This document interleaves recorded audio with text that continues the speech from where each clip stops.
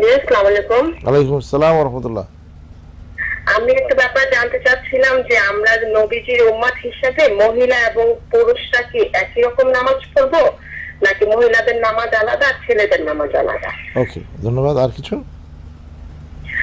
না, Okay, এই যদি একটু বিস্তারিত বলতেন। okay. এইটা নিয়ে আমরা অনেক মহিলাই কনফিউশনে থাকি যে জি। মেয়েদের নামাজ হয়তো আলাদা, বুকের উপর ধরবে, অথবা হাতটা আমরা কিভাবে জি করবো নামাজে। জি, ধন্যবাদ আচ্ছা, ঠিক আপনাকে, আছে। ধন্যবাদ আপনাকে। আপনি ভলিউম বাড়িয়ে প্রশ্নের জবাব শুনুন। ধন্যবাদ আপনাকে। জি জি, আসলে নবী করিম সাল্লাল্লাহু আলাইহি ওয়াসাল্লাম তিনি তার হাদিসে ইরশাদ করছেন, সল্লু কামা রাআইতুমুনি উসাল্লি। তোমরা সবাই সালাত আদায় করো, নামাজ পড়ো যেমনটি আমাকে সালাত আদায় করতে দেখছো। আমি যেভাবে সালাত আদায় করি এভাবে সালাত আদায় করবে। আর কোরআন মধ্যে বলা হয়েছে, ফালইয়াহযারিল্লাযীনা ইউখালিফুনা আন আমরিহি আন তুসিবাহুম ফিতনা আও ইউসিবাহুম আযাবুন আলীম। যারা নবীর তরিকার বিরুদ্ধাচরণ করবে, তার বিপরীত আমল করবে, তারা যেন সতর্কিত হয়, তাদেরকে ফিতনায় ধরবে, না কঠিন শাস্তি তাদেরকে পেয়ে বসবে। মা কানা লিল মুমিনিন ওয়ালা মুমিনাতিন ইযা কাদাল্লাহু ওয়া রাসূলুহু আমরান আন ইয়াকুনা লাহুমুল খায়রাতু মিন আমরিহিম। আল্লাহ রসুল কোনো সিদ্ধান্ত নেন, তার বিপরীতে কোনো মোমেন মোমেনা এই সিদ্ধান্ত নিতে পারবে না, ওইটাই করতে হবে। এখন নবী সাল্লাল্লাহু আলাইহি ওয়াসাল্লাম যে তিনি এটা তো বলেননি আমি পুরুষের জন্য নামাজ পড়তেছি, মেয়েদের নামাজ কিন্তু আমি পড়তেছি না। তাহলে মেয়েদের জন্য আদর্শ কে হবে? কার থেকে নামাজ নেওয়া হবে? কারে দেখে দেখে নামাজ? মেয়েদের তো কোনো নবী নেই, মেয়েদের তো এখানে কোনো নবী নেই, নবী তো একজনই।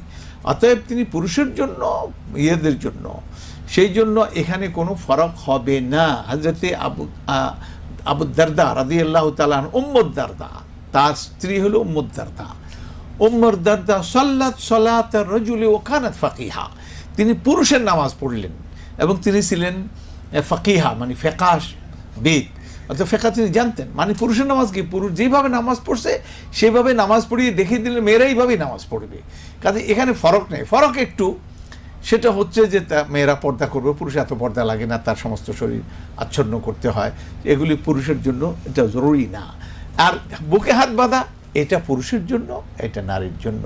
বুকে হাত বাঁধার হাদিস তো পুরুষের জন্য। এমনিভাবে ঠ্যাং ডান দিকে বিছিয়ে দিয়ে বা বাম ইয়েতে বসা, চতুরের উপরে বসা, এটা উরুতে মানে ইয়েতে বসে পড়, নিতম্বের উপর, হ্যাঁ বসা, এটা এটা যেমন পুরুষের জন্য নারীর জন্য, আলাদা কোনো ব্যাপার না। ওই যে হাত বিছিয়ে দেয়া না, বুকে হাত বাঁধা, এটা নারী পুরুষ সমানই। কোনো জায়গায় এখানে বেশ কম নাই। কিছু বর্ণনা এসছে মুসান্নাফে আব্দুর রাজ্জাক, ইবনে আবি শাইবা, এই সমস্ত কিছু সমান, এগুলি কিন্তু দুর্বল বর্ণনা, এর মধ্যে কোনো সহি কোনো বর্ণনা নেই।